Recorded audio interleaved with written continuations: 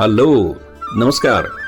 आनंदी कट्ट्यावर मी जयंत ठोंबरे आपल्या सर्व श्रोत्यांचं मनपूर्वक स्वागत करतो.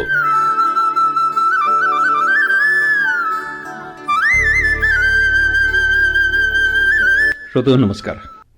मानवी जीवनाचा कल्पतरू. आपल्या पुराणांमध्ये कल्पवृक्षाचं वर्णन केलं आहे. त्याच्याकडे जे मागितलं ते आपल्याला मिळतं म्हणे. खरंच अस्तित्वात असतो का हा असं वर्णन केलेला कल्पवृक्ष? हो, कल्पवृक्ष असतो. प्रत्येकाच्या मनातच लपलेला असतो.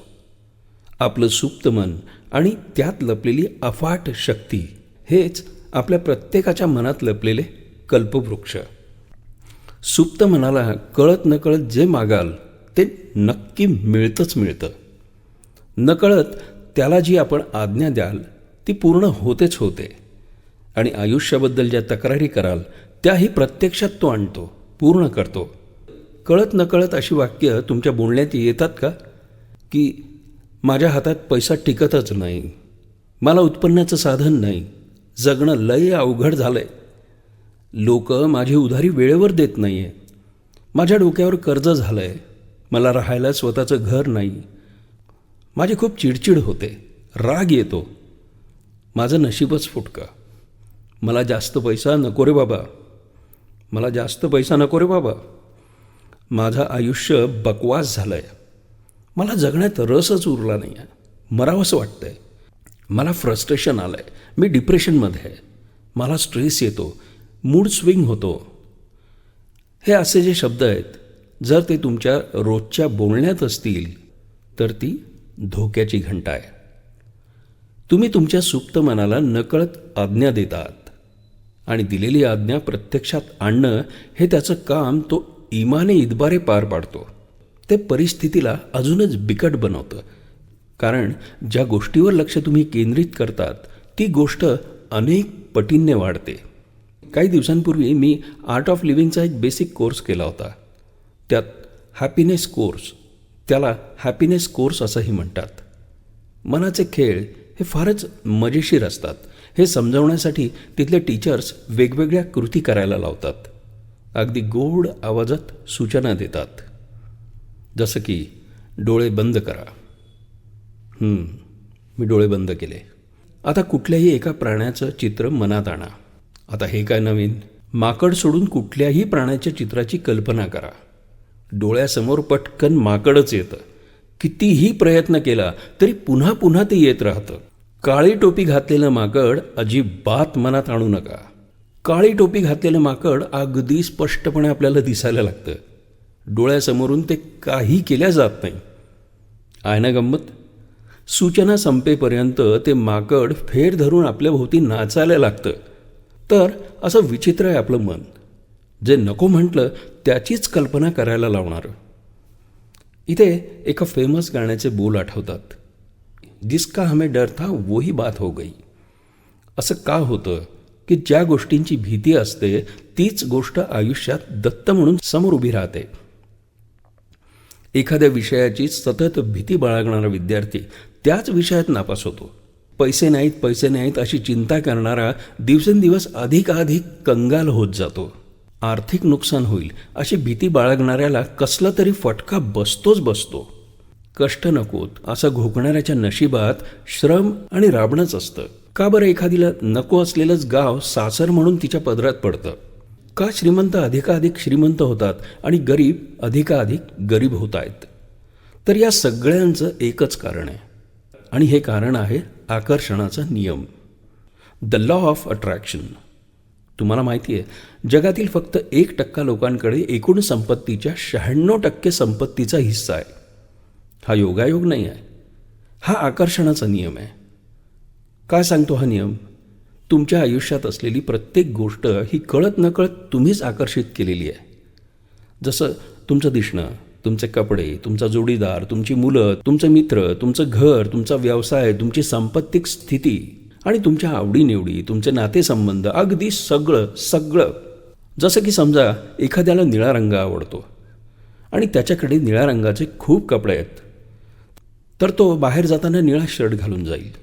तसंच आपल्या मनामध्ये कपाटात ज्या रंगांचे विचार असतात तीच परिस्थिती वास्तव बनून आपल्या समोर येते.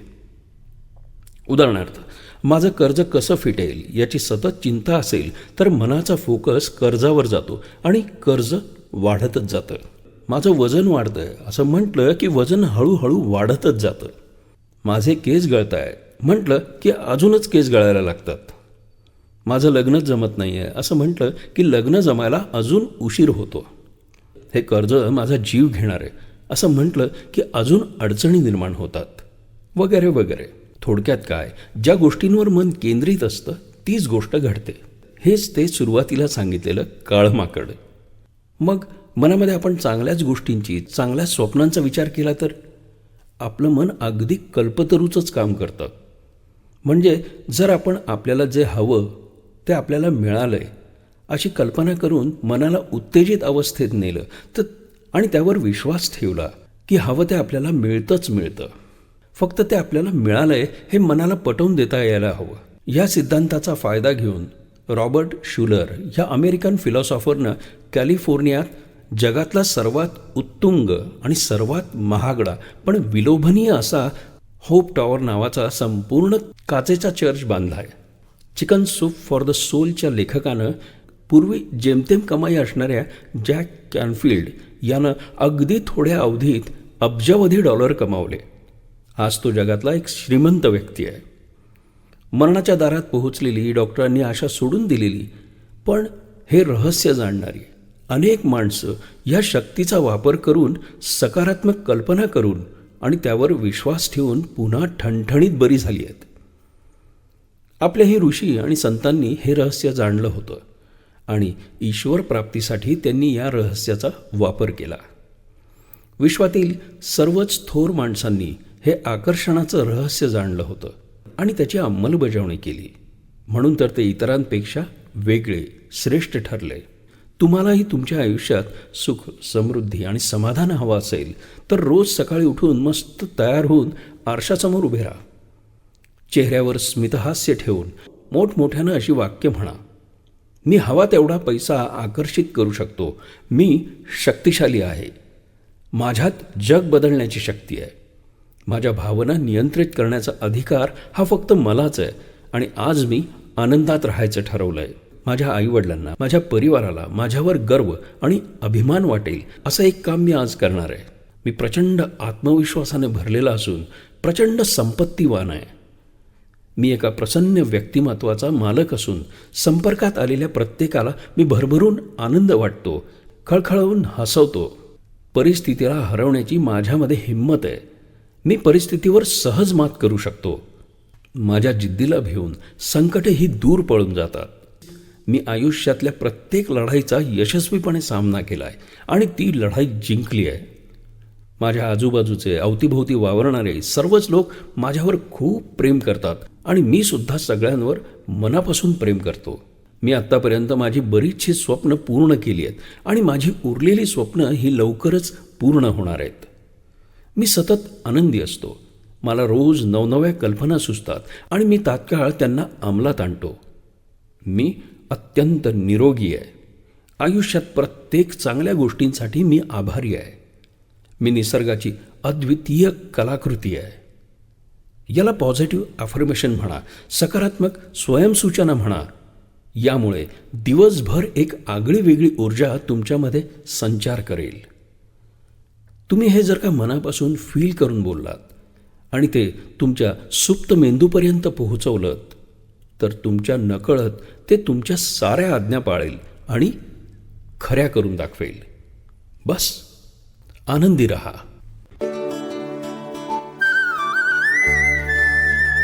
यानंतर पुढचा कार्यक्रम ऐकायला विसरू नका. आनंदी कट्टा रेडिओ जयंतवरून. तोपर्यंत मात्र आनंदी रहा.